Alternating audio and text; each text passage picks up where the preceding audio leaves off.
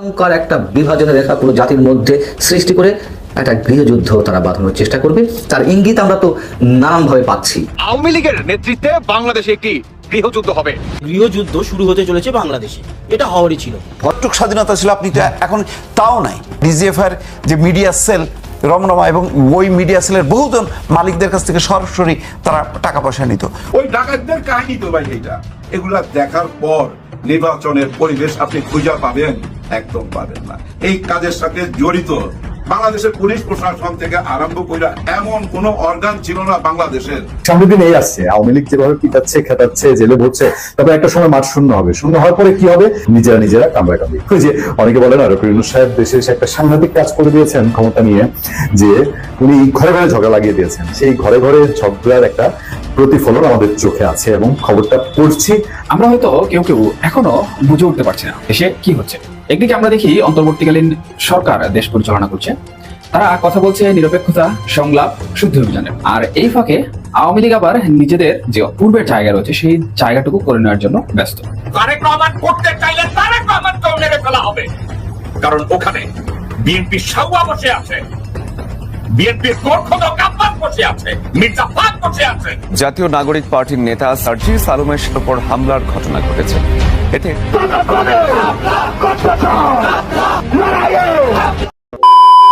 আসসালামু আলাইকুম রহমতুল্লাহ। সবাই কেমন আছেন? আশা করি সবাই অনেক অনেক ভালো এবং সুস্থ আছেন। সবাইকে স্বাগতম জানাচ্ছি আমাদের আরেক নতুন ভিডিওতে।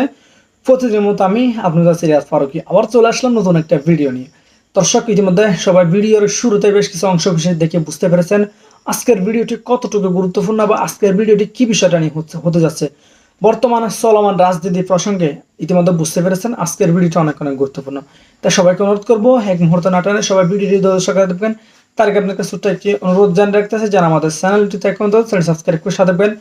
চলুন আমরা ভিডিওর বাকি অংশগুলো আমরা একটু বিস্তারিত দেখে আসবো। সবাইকে অনুরোধ করবো এক মুহূর্ত না টানে একটা লাইক দিয়ে সবাই ভিডিওটি দর্শক রয়েছে, তারা যে কোনো মূল্যে তা বাস্তবায়ন করবেই এবং প্রয়োজনে ভয়ঙ্কর একটা বিভাজনের রেখা পুরো জাতির মধ্যে সৃষ্টি করে একটা গৃহযুদ্ধ তারা বাঁধানোর চেষ্টা করবে। তার ইঙ্গিত আমরা তো নানানভাবে পাচ্ছি, নানানভাবে।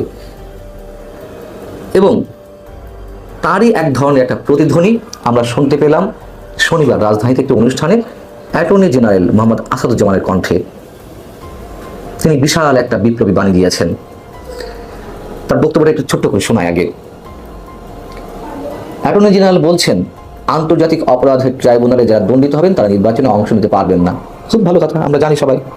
এবং দণ্ডিত করার প্রক্রিয়া, বিচারিক প্রক্রিয়া, তাদের পক্ষ থেকে কীভাবে কী করা হয়েছে তাও কম বেশি আমরা জানি। অ্যাটর্নি জেনারেল বলছেন, আওয়ামী লীগের সঙ্গে সবচেয়ে ভয়ঙ্কর যে বক্তব্যটি তিনি দিয়েছেন শনিবার, তিনি বলছেন যে আওয়ামী লীগের সঙ্গে যারা জড়িত তাদেরও আইনের আওতায় আনার সুযোগ আছে। তার মানে কি? সুযোগ যেহেতু আছে, আইনের আওতায় আনা হবে। আচ্ছা, পরে আসছে বিষয়ে। রাজনৈতিক দ্বন্দ্ব থাকলেও আওয়ামী লীগের বিরোধী সব দল ঐক্যবদ্ধ। মানবতা বিরোধী অপরাধের দল হিসেবে আওয়ামী লীগের বিচার করা যাবে। মানে বিচার করবে, নিঃসন্দেহে একটা বিপ্লবী বাণী। কিন্তু আওয়ামী লীগের সঙ্গে যারা জড়িত তাদের সবাইকে বিচারের আওতায় আনা যাবে, আনার সুযোগ রয়েছে। এই কথার অর্থ কি? এমন আইন কোথায় বাংলাদেশের? যারা গুম, খুন, দুর্নীতি, লুটতরাজ, টাকা পাচার ইত্যাদি ইত্যাদির সঙ্গে জড়িত তাদের সবার বিচার হোক, কেউ তো আপত্তি জানাচ্ছে না। কিন্তু আওয়ামী লীগের সঙ্গে জড়িত তার মানে কি? কত কোটি মানুষের বিচার তারা করতে চায়? এই নতুন তত্ত্ব কোত্থেকে হাজির করলেন অ্যাটর্নি জেনারেল সাহেব? দেখুন, যে হিসাবটা দিতে চাচ্ছি এটি অনেকবার দেওয়া হয়েছে এর আগে, তারপরেও একটু শোনায় আলোচনার জায়গা থেকে। আওয়ামী লীগের ভোট ব্যাংক কত ছিল, মানে কত ভোটার ছিল? 35 থেকে 40%। আওয়ামী লীগের জনপ্রিয়তা কমেছে, যে ধরিও নেই কত শতাংশ কমবে? 35-40 থেকে 30-25 আছে তো। বাংলাদেশে বর্তমানে যে ভোটার 12 কোটি, তার 25% কত? 2.5 কোটি, মানে 3 কোটি ভোটার। আচ্ছা, জনসংখ্যা যদি 18 কোটি হয়, তার 25% কত? প্রায় 4.5 কোটি। এই 4.5 কোটি মানুষের বিচার করবেন? 4.5 কোটি মানুষকে যখন ইচ্ছে তখন যে কোনো মামলা মোকদ্দমায় জড়িয়ে আদালতে পড়বে, কারাগারে পড়বেন? 4.5 কোটি মানুষের বিরুদ্ধে স্টিম রোলার চালানো হবে, আর এই কোটি কোটি মানুষরা চুপচাপ বসে বসে আঙুল চুষবে, কোনো ধরনের ক্রিয়া প্রতিক্রিয়া হবে না? তার মানে কি? যেভাবে পারা যায় একটা গৃহযুদ্ধের দিকে সরকার যে কোনোভাবে দেশকে নিয়ে যাবে। এই অ্যাটর্নি জেনারেলের রেফারেন্স দিয়ে প্রধান উপদেষ্টা প্রেস সচিব মিস্টার শফিকুল আলম একটি জ্বালাময়ী বক্তব্য দিয়েছিলেন। তিনি বলেছিলেন যে অ্যাটর্নি জেনারেলের কাছ থেকে তিনি নাকি শুনেছেন অন্তর্বর্তী সরকারের এখতিয়ার কতটা, অন্তর্বর্তী সরকার নাকি যা ইচ্ছে মানে যে কোনো চুক্তি যে কোনো সিদ্ধান্ত যখন ইচ্ছে নিতে পারে, এই রাইটসগুলো নাকি অন্তর্বর্তী সরকার রয়েছে। এই হচ্ছে এই অ্যাটর্নি জেনারেল মিস্টার মোহাম্মদ আসাদুজ্জামানের বক্তব্য। তিনি আবার মবকে সাপোর্ট করে শনিবার একই অনুষ্ঠানে কথা বললেন। কি বলেছেন? এই মবের সৃষ্টি হচ্ছে আওয়ামী লীগের 15.5 বছরের যে কর্মকাণ্ড তার ক্ষোভের বহিঃপ্রকাশ। কিভাবে জাস্টিফাই করছেন একজন অ্যাটর্নি জেনারেল রাষ্ট্রের সর্বোচ্চ আইনি কর্মকর্তা হয়ে? অ্যাটর্নি জেনারেল সরকারি পদ নয়, এটা রাষ্ট্র নিযুক্ত পদ। তারপরেও আমাদের দেশের যে সংস্কৃতি তাতে অ্যাটর্নি জেনারেলরা সবসময় সরকারের পারপাসে সার্ভ করেছে। আমরা জানি যে কোনো আইনি বিষয়ে সরকারকেই সমর্থন করেছে, রাষ্ট্রকে নয়। সব মেনে নিলাম, কিন্তু এ ধরনের ভয়ঙ্কর বিশেষ একটি দলের বিরুদ্ধে দাঁড়িয়ে এ ধরনের ভয়ঙ্কর বক্তব্য দিয়েছেন, ন্যাক্কারজনক পুরো লেজর বৃত্তি সম্পন্ন বক্তব্য কারোর মুখ থেকে আমরা শুনেছি? আমার তো মনে পড়ে না। এদিকে পুলিশের বড় বড় কর্তারা তারাও বিভিন্ন ধরনের সভা সমাবেশে, রাজনৈতিক সভা সমাবেশে উপস্থিত হয়ে তারাও বৈপ্লবিক বাণী ছাড়ছেন। যেমন বৃহস্পতিবার রাজধানীতে জামাতের একটি অনুষ্ঠান ছিল। রাজধানীর আজিমপুর এলাকায় ঢাকা 7 আসনের জামাতের সংসদ সদস্য পদপ্রার্থী হাজী এনায়েত উল্লাহর উদ্যোগে এই সমাবেশটি ছিল। সেখানে উপস্থিত হলেন কে? লালবাগ থানার সহকারী commissioner mister Shah Alam. Mister Shah Alam ওই অনুষ্ঠানে উপস্থিত হয়ে বলছেন, বক্তব্যটা শুনুন। আগের ফ্যাসিস্ট সরকার পুরো দেশ বিক্রি করে দিয়েছে। ভাই, দেশ বিক্রি করে দিলে আবার কিভাবে দেশ পুনরুদ্ধার হলো ঠিক বুঝলাম না। আচ্ছা, এটা আপনারা সবাই জানেন, পত্রিকাতেও পড়েছেন। পত্রিকাতে নাকি আমরা পড়েছি আওয়ামী লীগ দেশ বিক্রি করে দিয়েছিল। এখন একটা সুযোগ এসেছে দেশের জন্য কাজ করার। বা আপনার রাষ্ট্রদ্রোহিতা প্রতিনিয়ত দেশের সাথে করে যাচ্ছে, এটা কিন্তু তিনি ঠিকই বুঝতে পারছে। ইভেন দেখবেন যে তিনি আরো একটি কথা খুব জোর দিয়ে কিন্তু বলছে যে 5 আগস্টের পরেই আওয়ামী লীগ নানান জায়গায় থেকে আজান দিবে, নানান জায়গায় থেকে তারা বড় বড় সমাবেশ এবং গৃহযুদ্ধ ডাক দিবে। 5 আগস্টের পরে বাংলাদেশে কোনো বিক্ষোভ মিছিল হবে না, বাংলাদেশে কোনো বড় আওয়ামী লীগের সমাবেশ হবে না। তাহলে হবে কি? 5 আগস্টের পরে বাংলাদেশে যা হবে সেটি হচ্ছে আওয়ামী লীগের নেতৃত্বে বাংলাদেশে একটি গৃহযুদ্ধ হবে। স্বৈরাচারের বিরুদ্ধে, স্বাধীনতা যারা নাকি বিরোধী তাদের বিরুদ্ধে, যারা নাকি বাংলাদেশ বিরোধী তাদের বিরুদ্ধে, যারা নাকি বাংলাদেশের বাংলাদেশের প্রতিটি মানুষের গর্বের আপনার স্বাধীনতা 1971 সাল, যারা নাকি এই স্বাধীনতা বিরোধী তাদেরকে প্রত্যেককে ধরে ধরে সর্বোচ্চ বিচারের মুখোমুখি করবে আওয়ামী লীগ। দর্শক বন্ধুরা, আওয়ামী লীগ কি সত্যি ঘটাইতে পারবে? যদি আমি বলি হ্যাঁ ভাই, শতভাগ। কারণ এতদিন ধরে বাংলাদেশে এত মব জাস্টিস, দখলবাজিতা, হত্যাকাণ্ড প্রতিনিয়ত আপনি দেখেন, পুলিশকে যেভাবে হুমকি ধমকি দিচ্ছে, যদি কিঞ্চিত পরিমাণ আপনার মনের মতো না হয়, আপনি বলতে কারা? আমি সমন্বয়কদের কথা বলতেছি, এনসিপির নেতাকর্মীদের কথা বলতেছি। যদি তাদের আপনার ইচ্ছার বাহিরে কেউ চলে যায়, কিংবা কোনো পুলিশ প্রশাসন বা আইন শৃঙ্খলা বাহিনী যদি তাদের ইচ্ছা মোতাবেক যদি কোনো স্টেপ পদক্ষেপ না নেয়, তাহলেই আপনার থানা ঘেরাও করবে, না হলে আপনাকে উলঙ্গ করে রাজপথে নেমে আসবে। ইভেন একটা পর্যায়ে আপনি গণধোলায় আপনাকে দিয়ে সেখানে হত্যা করতে পারে। শুধু এটাই না, আপনার বাড়ি টাড়ি যা আছে সব ভেঙে চুরে বুলডোজার দিয়ে জাস্ট গুড়িয়েও দিতে পারে। এই হচ্ছে বর্তমান সরকারের অবস্থা। আর এই সরকার প্রতিনিয়ত, যেখানে আপনি দেখেন যারা নাকি বিদেশ থেকে প্রতিনিয়ত হুমকি ধমকি দিচ্ছে, তারা কিন্তু বলতেছে যে যারা নাকি বলো যে জুলাইকে এটা ছোট বা নোংরা ভাষায় তুলনা করো, তাদের উদ্দেশ্যে বলতে চাই সামনে কিন্তু টঙ্গি বাড়ি রাখছি, বুলডোজার দিয়ে কিন্তু উড়িয়ে দিব। এই ধরনের হুমকি ধমকি কিন্তু প্রতিনিয়ত দিচ্ছে, তাই না? তো যাই হোক দর্শক বন্ধুরা, তো এটা শুধু আমার কথা না, এখন কিন্তু আপনার ডিফেন্সের লোক সাবেক তারাও কিন্তু একে একে এসে কথা বলতে শুরু করেছে।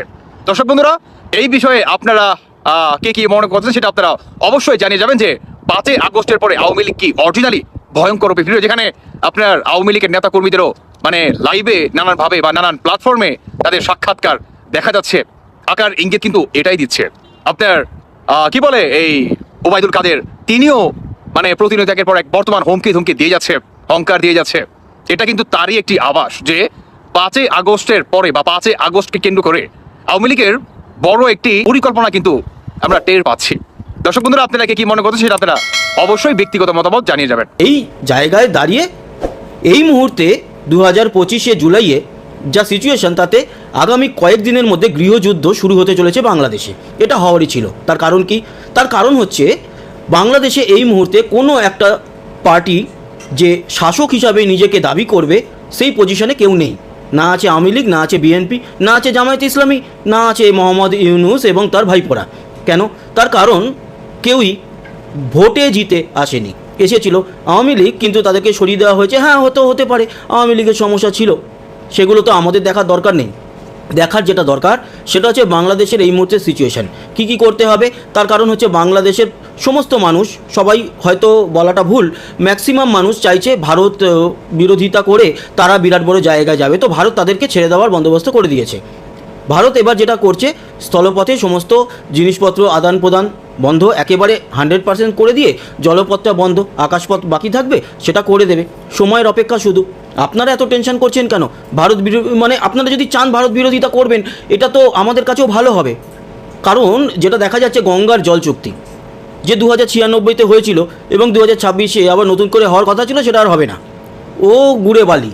ওকে, গঙ্গার জল চুক্তিতে আপনাদেরকে বেশি জল দেওয়ার মতোই একটা চুক্তি করেছিল, ভালোবেসে করা হয়েছিল। কিন্তু ভালোবাসার মান কি সব প্রেমিক বা সব প্রেমিকা দিতে পারে না। এখন অনেকে বলবেন ভারত বাংলাদেশ কি প্রেমিক প্রেমিকা? হ্যাঁ, প্রায় তাই।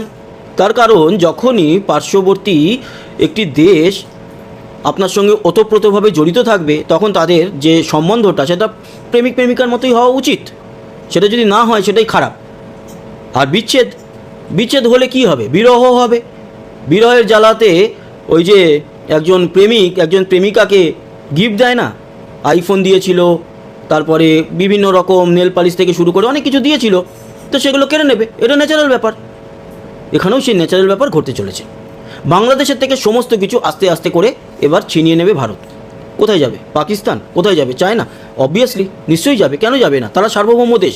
কিন্তু আজকের ডেটে দাঁড়িয়ে বাংলাদেশ সার্বভৌম? নিজের বুকে হাত রেখে বলুন তো একজন বাংলাদেশি নিজের বুকে হাত রেখে বলুন। যে দেশে জন্ম দিয়েছে শেখ মুজিবুর রহমান, যাকে আরও বেটারভাবে গঠন করেছে শেখ হাসিনা, তাদেরকে দেশ থেকে একেবারে সরিয়ে দিয়ে আপনারা ভাবছেন যে দেশকে বড় জায়গায় নিশ্চয়ই নিয়ে যান। কিন্তু কি হয়েছে জানেন তো? আপনাদের কেউ পাত্তাই দিচ্ছে না। আপনাদের যে মাথা মোহাম্মদ ইউনূস চেয়েছিল ইংল্যান্ডে গিয়ে প্রধানমন্ত্রীর একটা সাক্ষাৎ, দেয়নি। ছোট লোকের মতো তাড়িয়ে দিয়েছে। আপনাদের লজ্জা হয় না? বাংলাদেশি হিসাবে আপনাদের একটু লজ্জা হয় না? যেখানে শেখ হাসিনা লন্ডনে গিয়ে রেড কার্পেটের উপরে হেঁটে উনি একটি মিটিং করেছিলেন। ভারতে এসে উনি রেড কার্পেটে মিটিং করেছেন। মোহাম্মদ ইউনূস তিনি মানে এইভাবে চেয়ে যে হে আল্লাহ আমাকে একটুখানি ইংল্যান্ডের প্রধানমন্ত্রীর সঙ্গে দেখা করিয়ে দাও, পারেনি। আল্লাহও দেখা করেনি। তো এখানে বুঝতে হবে যে আপনারা কত ছোট হয়ে গেছেন এই মোহাম্মদ ইউনূসের আমলে। এক আং সান সুকি শান্তিতে নোবেল পুরস্কার শেষ করেছে মায়ানমারকে, আর আরেক শান্তির ছেলে আপনাদেরকে শেষ করছে। এবং এটাতে আপনারা বিরাট বড় খুশি হওয়ার কারণই আছে। কারণ অনেকে জানেন তো, ওই মানুষের একটা স্বভাব আছে, সব মানুষের নয়, আপনাদের মতো কিছু মানুষের একটা স্বভাব আছে। আপনারা স্টেবল কিছু দেখতে পারেন না। আপনারা সব সময় চান যে আমরা একটুখানি উপরে যাবো নিচে আসবো।